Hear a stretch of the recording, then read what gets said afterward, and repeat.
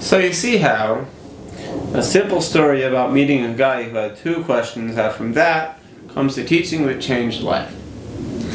This is, in short, the story behind the first teaching of the Likutei Moharan. A guy asked Rabbi Nachman about his prayer, and then Rabbi Nachman advised him that by incorporating his Torah learning with his prayer, it'll fix the problem the guy was having. And then the guy comes back and says, well, now I have a question about my Torah learning. And so therefore, from two questions came this deep teaching. Now, Rabbi Nachman obviously is a very wise teacher and probably could have generated this teaching, well, from one question. Why did it need two questions? When we look at the content of the teaching of itself, there is a similar question that arises. Rabbi Nachman advises us that Ki isha Yisraeli tzarich tamid lehistakel b'seichel shel chol davar. First, we have to look at the intellect that Hashem put in everything. U'lekasher atmei el ha'chokma ha'seichel sheyesh b'chol davar. Then we have to connect ourselves with this intelligence that Hashem put inside of everything. Kidei sheya'er lo ha'seichel sheyesh b'chol davar. In order that we can bring additional light to the intellect that is in all things.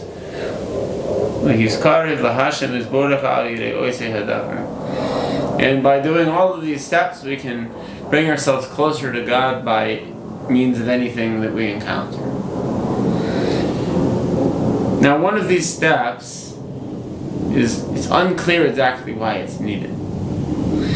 So there's this incredible intellect that Hashem put in everything around us. If we look at anything, we can see not just how interesting it is, but also all the different ways it could be used and all the way it is already serving an important purpose in its surroundings. However we feel about it, we could gather this information. So it makes sense that we should look upon it, and then we'll appreciate it better and maybe get a new perspective. And seemingly to connect ourselves with that is just to sort of take that process seriously, that I'm actually planning on using this information. But why do we need to bring light to that particular thing? What is this additional step? Seemingly, if we connect with the already perfectly good intellect that Hashem put in everything, well, like it says in the Zohar, if you hold one limb of the king, then you're holding the king. So if you connect with Hashem's intellect, then you're connecting with Hashem. But we need to improve it or something? We need to make it a brighter light? It's supposed to already be a very bright light. Rabbi Nachman almost sort of warns us, saying that Ki haseichel hu or gadol u'meir loy b'chol derachav. Says later that it's a great light that lights all paths. And he says later that it's a very bright light, and so we need to do something special in order to absorb this light at all, because it's just so incredibly bright. So what do we need to make it brighter for? What is the purpose of this additional step? So, on the subject of light in the teaching of the Likutei Moharan, Rabbi Nachman brings a verse from the writings of Shlomo HaMelech, King Shlomo. It says, Chachmas Adam Tayr Panav, that the wisdom of man, or the wisdom that man is able to receive, brings light to his face.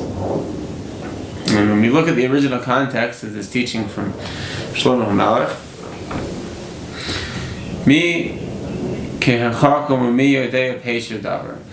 who is like the wise and who is able to moderate things? Who is able to be a good diplomat, a good arbitrator? Chachmas Adam Tayr Panav, always Panav Yeshuna. And the answer to that question is interesting. Well, a wise person, I guess someone who's wise is able to do this sort of thing, well, they've got a shiny face. Okay. And the intensity of the shine of their face is different. Okay. So, in the commentary of Rashi, it says, Mi yodeya peishu davar. The verse starts by asking who is wise, saying he who is wise will have the following quality. And it also says, who is able to make a pisharein. Like in halacha and Jewish law, this refers to like sort of an out-of-court settlement. It's praiseworthy for a judge if two people come before the judge with a dispute to suggest to them first, well, maybe I can help you find a compromise, or it would be better if we found a compromise versus me having to issue a hard and fast binding ruling. So who has the wisdom to do that? Rashi comments, Pisharon shel davar, to find a compromise for the thing, to find a new way to look at it so that everything is good. Kamoi shebetzinu beit Daniel, like we find with Daniel the Navi, Daniel the prophet. Mitoich chachmasoi shehaya chacham beyireh shemayim. Nisgalu lo razi pisharim. He was able to see things in a completely different way. He was able to see secrets where for other people it would only be sort of a conflict and the information didn't sit well with them, and therefore it was troublesome to them. But because of a certain type of wisdom that Daniel the prophet had access to, he was able to see things in a different way. And the author, the compiler of this book, writes a note here, Chacham Yireh Shemayim Daika. Specifically someone who is a Chacham in the ways of the fear of heaven. So when we say the fear of heaven, one might think of someone sort of everywhere they go cowering that, oh, maybe God's going to punish me now, or maybe, I hope I don't get hurt today or something. But one could also say the fear of heaven, meaning specifically of heaven and nothing else. Say that a God-fearing guy walks into a room full of diplomats and everybody receives what he has to say because he's not scared of them.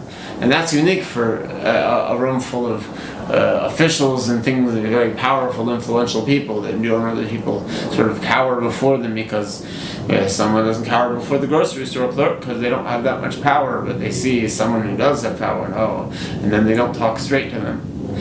But someone who has Yireh Shemayim, they're not afraid of this person. This person's not God. What are they going to do to me? They're nothing compared to the infinite. The infinity minus one is infinity. Infinity minus a billion is infinity. What difference does it make? So, what is it about this special kind of wisdom that sets him apart? Perhaps it's that it sets him apart specifically, like it says in the words of the verse here. V'oiz panav yeshuneh, that the boldness of this person's face, it's not only that they're wise and they look like an intelligent person, you can just see it in their eyes or something, but it's just mamish different. You haven't seen a face like this guy's face before. You haven't heard a perspective like this person's perspective before. It's almost like they're sort of looking from outside. They're not sort of mixed in with the problem they're coming to solve. And in fact, for someone to issue a pesher davar, one can disqualify a judge if the judge is involved in the case in a personal way. That we would say that he's noigei b'davar. So rather than being noigei b'davar, someone who has Yireh Shemayim, it can be pesher davar. They can put themselves, they can look from a higher perspective on what's going on.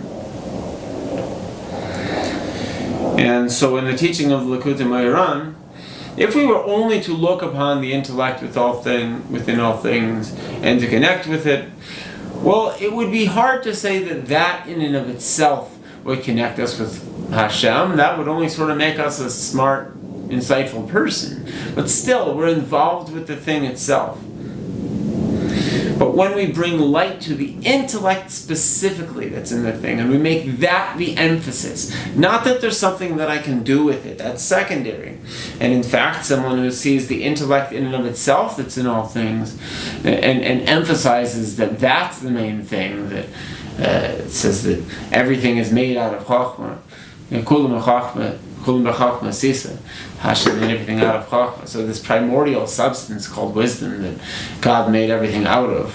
Regardless of the things themselves, if we see from that standpoint, we see a lot more potential ways that a thing could be than if we're just trying to think based on the final form the thing is sort of taken before us.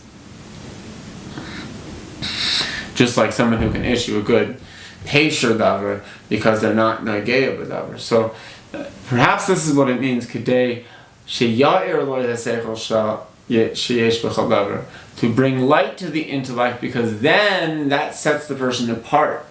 And now, like this being set apart quality, this is how we describe the idea of holiness. The word Kaddish is like Kaddish and Muvdal. It's something that is holy, it's separate, it's not normal. You can't put another book on top of that book. It's a holy book. What do you mean? I always stack my books. Yeah, but that's a holy book. It's different. And so perhaps this can answer the question about why 2 questions were needed to generate this teaching in the Likutei Moharan. One question is sort of a normal thing to have, sort of a normal thing to answer. One doesn't leave the regular world. It's not like a dimensional portal to sort of ask one question. When you ask one question, and then you follow up with another question on the answer to the first question, now you've gone into the brains. You're not in the situation anymore. You've entered the brains of the situation. Now you're in the engine room. You're in the mainframe now at this point. So asking this second question sort of digs the extra layer deeper that is needed to set oneself apart, to get something truly deep, something that truly hasn't been heard before.